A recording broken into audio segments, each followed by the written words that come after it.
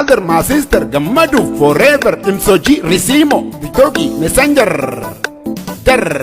Kan elkar raffisu, kan qalbii gabbisu, kan barii raffisu, kan badii farrisu, kan guyyaa raffisu, kan qullaa tambisu.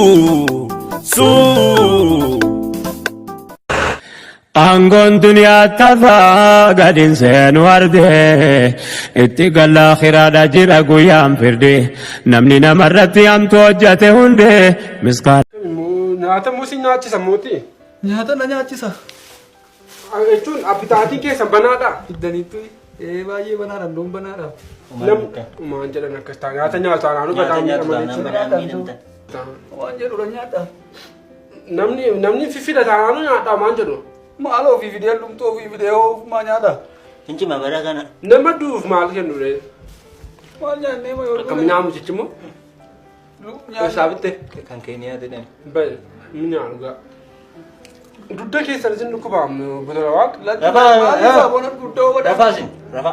lafaasin maal iddoo manjibatti naaf idduure kinan qabu maal booddereef saaxinni isa bituun kisaan duqa reefaa bituun isa nafu maawaa meeqa kisaarare Waamoo sini dhugama?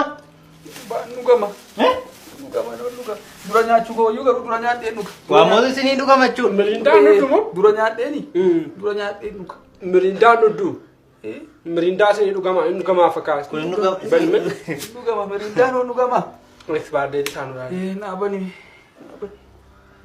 Homaan jedhani. Ishee mallee amma Yee mee maqaan keenyu akka ta'ee fi waa'ee nageenya hawaasaa tuma xinnoo nu ibsite nutti tola. Maqaan koo Ambisaa Kitlaan jedhama.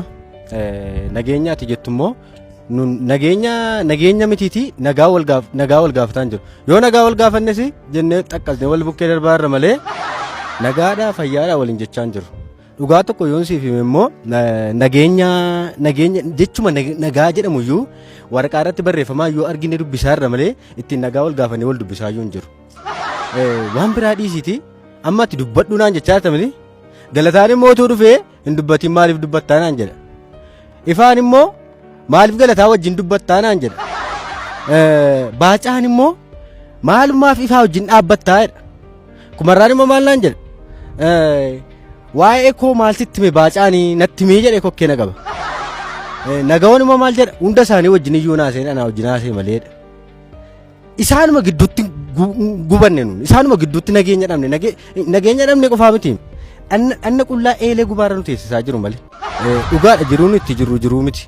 Raadiyoo Philiipsii taane yeroo barbaadan akka barbaadanitti saatii barbaadanitti cufanii nu banaa jiru jechuudha. Isayyuu biyya kana keessatti yoo dubbatte dubbii yoo calliste dubbii garuu callisuuf ammoo rakkootu jira. Rakkoo sana dubbachuuf immoo ammas rakkoo biraatu jira. Isa yoo dhiisi waan biraa dhiisiiti amma biyya kana keessatti an siyaasan barbaadu siyaasa keessaa beera siyaasa dhiiseera yooti jette siyaasa keessaa bahuu siyaasa dhiisuun kee mataan taa'u siyaasadhaa siin jedhu akkati siyaasa keessaa hin baatu dhugumadha immoo dhugaa qabas siyaasni sin rakkate. Biyya kana keessatti wanti sin dhiibne yooti dhiifte wanti sin dhiibne siyaasaa fi shiroo qofaadha biyya kana keessa yooti dhiifte wanti sin dhiibne jechuudha. Akkamitti nurraa fagaata dhugaa qabannes akkatti nurraa fagaatudha beera. Amma mana farsoo yoo deemte mana qabsoo manni puulii mana qabsoo manni gaddaa mana qabsoo manni cidhaa mana qabsoo manni daadhii mana qabsoo maqaa mucaa keenyaallee qabsootti moggaafataa amma nuunis qabsoomaaf maqaa qabsaa'otaaf jennee lafuma jennu iyyuu dhabaa jira.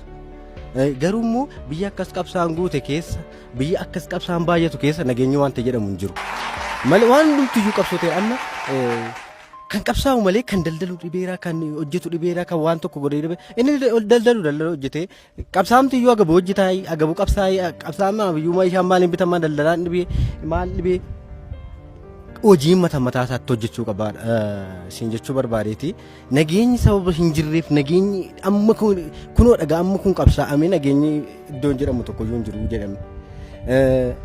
Sababa nageenyi hin jirreef ta'e hin beeku malee biyya kana keessatti amma gadiin xaa barbaadamaa jiru lubbuun nama badee barbaadamaa hin jiru. Abbaan ajjeesus hin beekamu kan ajjeefamus hundumaa kan ajjeesus hundumaa maaltu ajjeesee eenyutu ajjeesee akkamitti ajjeefame jettee afaanii yoo gaafatte isa ofii keetti adabbii du'aa fudhattu miti. Eenyutu ajjeefame maaltu ajjeefame jettee waa'ee majjechaa feesbuukii irratti yoo maxxansite feesbuukiin mataan isaa si adaba. akka itti dubbannu eenyu nageenya keenya akka nuu kabachiisus akka itti gaafannu amma gadda maaliin godhaa haaluma keessa jiru rakkuma keenya rakkuma nageenya nuun keessa jiruun waajjira nageenyaatti machuu deema gaafanna waajjira nageenyaa dhaqu isaanuu biiroo keessa marcuma teessoo walitti daddarbatanii wal lolu waajjiruma nageenyaatti wal loluun dhiisee deebi'ee gale dhugaadha biyya kanatti waa tokko sitti immoo biyya kun amma yeroo amma nageenya kana keessatti kan isheen taatee fayyaduu waara namicha saanduqa reeffaa daldalu duwwittiidhaaf taartii nuun nageenya sin qabnu jireenya sin qabnu wal bannee gadi banneerraa sin jechumaaf. Maqaa keenyu jettee turte? Mee maqaa keenyu ibsiitii haalli jiruuf jireenyi biyya kana keessa jiru maal akka ta'e miidiyaa keenyaaf ibsi. Maqaan kun haafa turu waa'ee jireenyaa sadetteen waa'ee isaan sitti dubbachuu barbaade.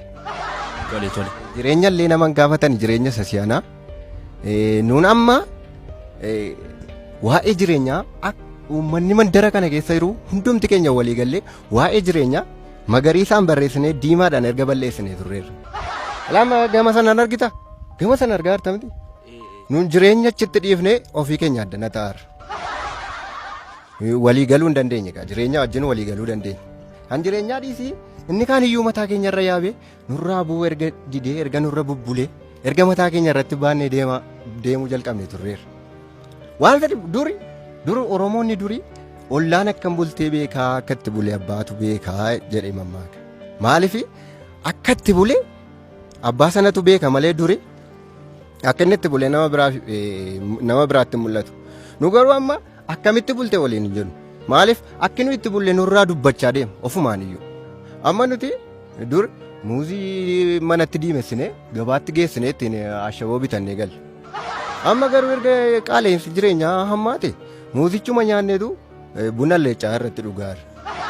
Inni haa ta'uuti inni garaa keenya garaamatti qabannee dhokfanneetu irra keessa keenyaan of bareechinee deemna moofaama keenyallee miiccannee of babbareechinee deemna akka nurratti hin beekamnetti jennaan immoo gatiin saamunaa samii rukute. Amma nuti kaalsiima keenya miiccachuuf illee gatii saamunaa ittiin bitannu utuu barbaannu surreen keenya nurratti tura. Utuu kan surree barbaannu jaakeettiin keenya nurratti tura.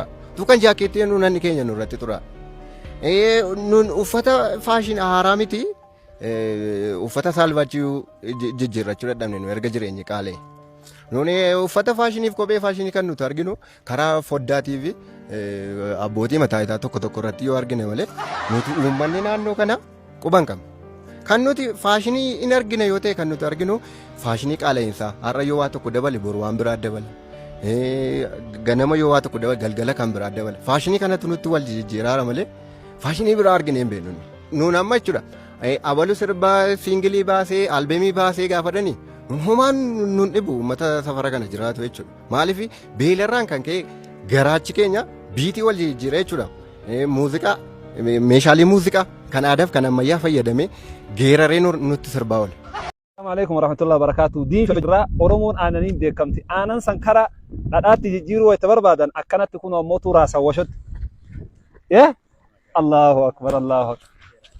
Yaa kii wayitu ijoollummaa yaadachi. Ay warra diishoo biyya aananii haga ammaatti sagalee nu addaara. Allah. Haati namaa akkanatti laa raaftee eegasi ammootu areera namaa qixana. Aanan yoo naa bayyoo shifaa gugurdaa naa tayyoo. Shifaa jechuun osoo ammootu inni xiqqishuun qophaa'in dura shifaadhaniin eegasi achirraan dhadhaadha. Akkanatti raafta ammaa maali kana beeti maa? Firiijii keessaa fuutee haliiba suudii dhuguu malee. Aanan kaama maali ka gurguran kana sila maqaan isaa haniidoo maali? Niidoo. Ijoolleen ammaa niidoon guddatti malee ka durii akkanatti kanaan guddata. Diinshoon maashaallah. Eegasii ammoo akkanatti hin dhaabatu hara. Amma osoo nama kanarraa hin jedhanii hin beekne jira. Tuffee jedhanii asirra laal. Aadaa Oromooti tunillee tuffee hafuura baafachiifti. Garuu amma waan bahuuf ka'eef hafuura saniin qabu malee tuffeedha. Asii wayita akkasitti raasanii jedhan tuffee jedhanii asiin hara baafachiisanii jechuudha. Itti qadaanne amma laal. Baraayima guddatte wallaahi Oromoon duri marra. Teknoolojii addaati eeguun maal taate rabbi jedhite. Akkasii allama insaana maa lam ya'lam kuni karoora hawwatiin teenne ittiin jiraataa turan kana qofa. Bu'uura bilisummaati mataa ofii moo'uuni bilisummaa barbaachaaf gaafa olii gallabdu dursa ofirraa ka'uu yoomuu dagachuu hin qabdu. Osoo ofii kan keetii wanta meeqaan xaxamtu maal sababni gubattee yaada namaan qaqamtu. Godoo kee qorraa ciiftee alatti bobeessita waa'ee mataa kee dhiiftee kan namaa odeessita. Bunuma siinii tokkoo fi kan mataan si baafatu hangamiin bilisoomee sammuun kee sin gaafatu. Osoo ofii immoo atiin suutii araqeef farsoo dhimma biraattiin darbin sitti fakkaannaan qabsoo. Mana dhugaatii deemuuf siif hin ga'u sa'aatiin bobaa kaawwattee deemta siif soorata caatiini. Ofuma keen offeetee akka waan harroomteetti ani abshaala jetta akka waan carroomteetti. Hanqina kan kee meeqa irratti cirtee baala arrabni kee dheeratee wadararree takaala. Yoo ofiif jiraatanii nama du'eef boo'uuni bu'uura bilisummaati. Mother, my sister, Gammadu forever. Imsoji Risimo, Bitogi, Messenger. Kan elkan raffisu, kan qalbii gabbisu, kan barii raffisu, kan badii farrisu, kan guyyaa raffisu, kan qullaattan bisu.